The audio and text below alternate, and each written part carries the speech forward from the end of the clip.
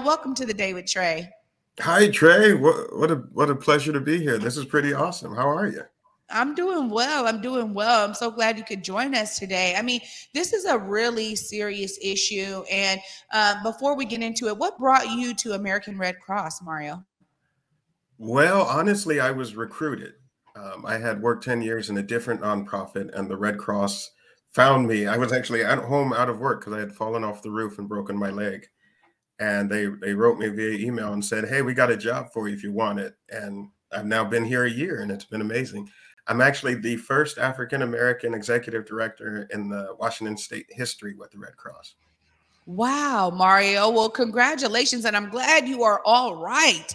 Goodness, that is serious. Well, sounds like it came right on time, but also you're able to bring your lived experience to this role as the first African American executive director for the American Red Cross here in the state. Tell us more about the importance of, folks from global majority communities, right? They say Black, Indigenous, or people of color communities. I love to say global majority, but tell us about the need for those donations in particular right now. Well, sure. Thanks, Trey. Let me start with, and by the way, I wish I could be there, but after my last trip to California, I came back with COVID, and I'm still dealing with it. So I don't want to give it to you, but I didn't want to miss the chance. Let me ask you a simple question. Do you think that Black lives matters? Oh, absolutely, I do. So are you aware of what we call an illness? It's actually a genetic mutation called sickle cell anemia. I sure am. Okay. Do you know where that came from or anything like that? Should we tell your audience? No. Give us a quick brief history.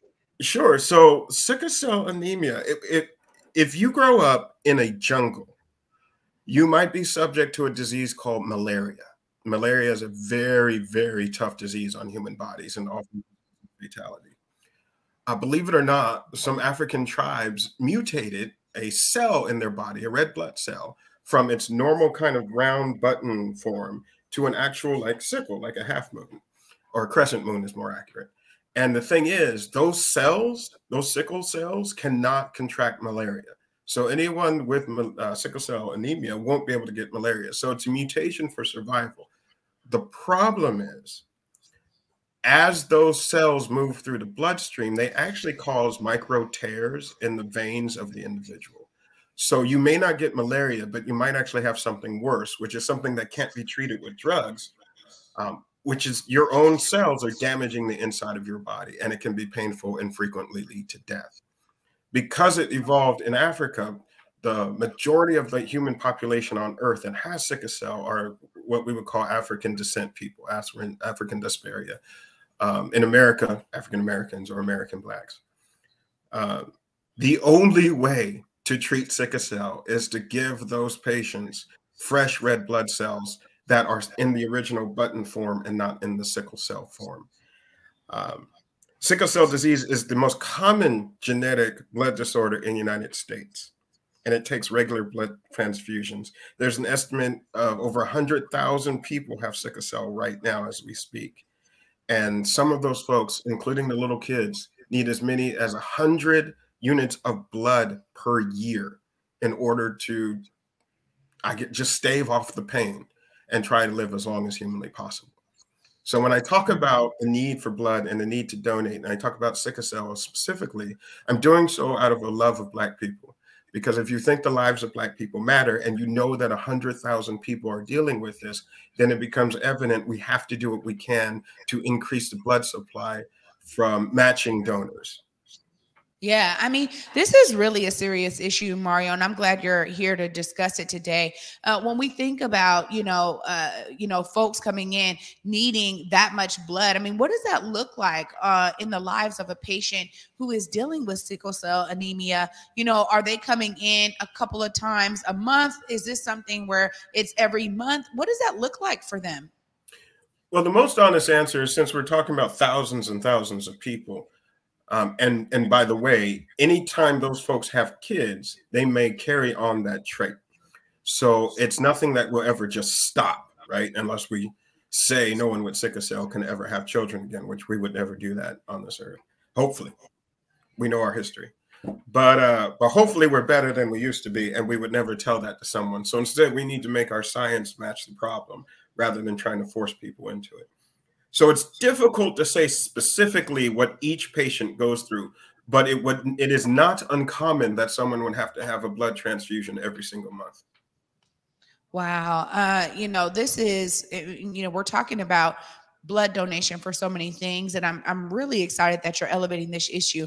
Of course, I got to give you a time to tell folks. I mean, what does that process look like if they're coming to American Red Cross to donate blood?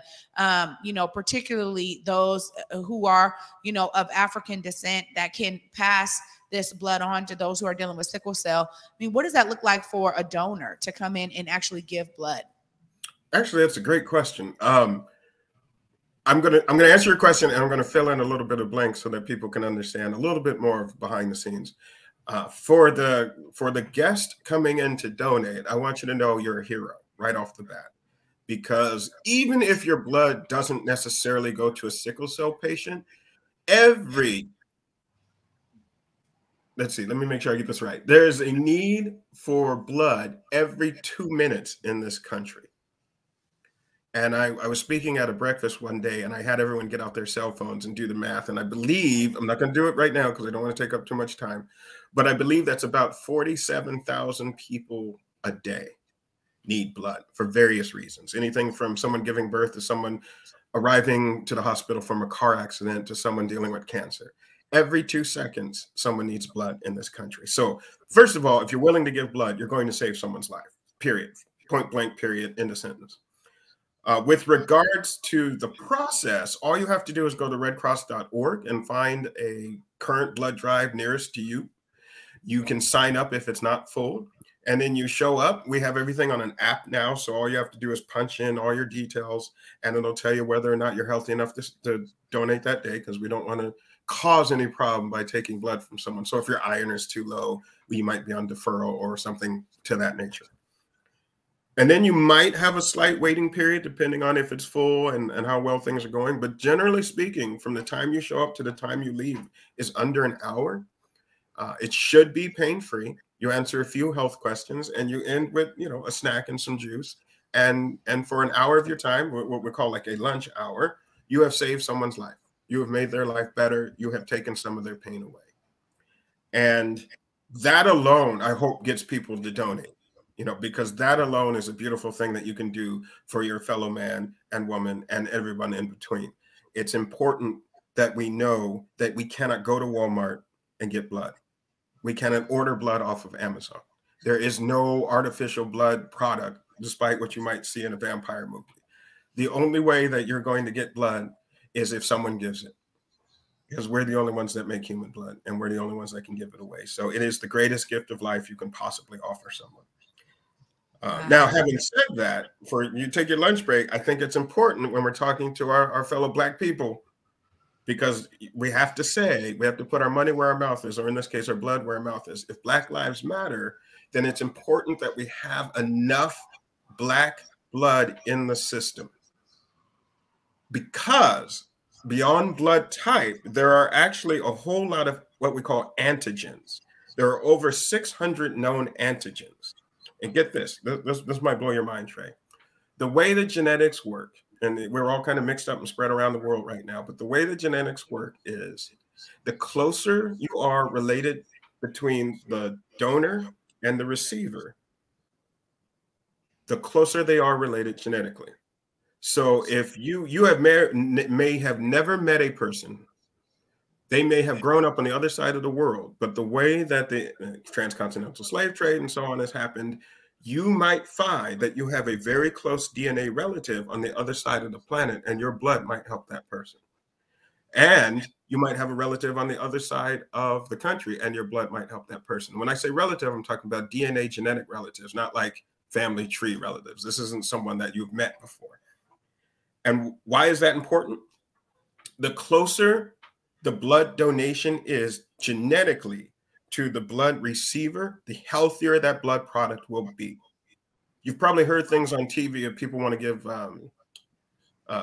they have various organ donations, right? Someone's sick and they need an organ, and they often have to find a family member What they're looking for is compatibility, because our immune system will reject foreign invaders. So if you put the wrong blood type in a person, this doesn't happen. We have the science to fix this. If you put the wrong blood type in a person, it will kill the person. Our immune systems are designed that anything we don't recognize as ourselves is now a foreign enemy. So when we're talking about trying to make sure the pool is wide enough, we don't know who's going to walk in those doors. So we have to ask everyone from as many diverse backgrounds as we can to try and donate as often as they can and get their friends and relatives to do it, because you never know who's on the other end that needs something that is as closely genetically related as you can. And I bring all that up to say this: when you donate blood and save someone's life, the way the blood works is you are genetically related to the person who you just helped. And wow. Yeah. Well, I'm sorry, but this is something we could probably spend a lot of time on. But this is really important. I'm glad that you were able to spend some time with me today. How about when you get better, we have you come back to dive in a little bit more on this, because honestly, this is such an important issue. And I'm grateful that you spent some time today, even while you are still in recovery mode, to share this with our audience. Thank you again for joining me. And I look forward to connecting with you in the future to see how all of this is going, how people are showing up, for us to be able to engage community in a way that allows them to do something to be a part of the solution. Thank you so much, Mario, for joining me today. Well, thank you so much. I would like to let you know, if you want to reach me, my email is simple. It's mario.brown, just like it's spelled. You can see my name on the screen, mario.brown. There's a dot between, at redcross.org. And I would love to come back. I have so many more details to share. There's so much more that we can talk about. So much more. Absolutely. Absolutely. Well, I'm with it. Make sure y'all check it out. Go to AmericanRedCross.org. Look for that blood donation near you. Thank you again, Mario. We'll see you soon. Thank you, Trae. Take care and have a great day. Oh.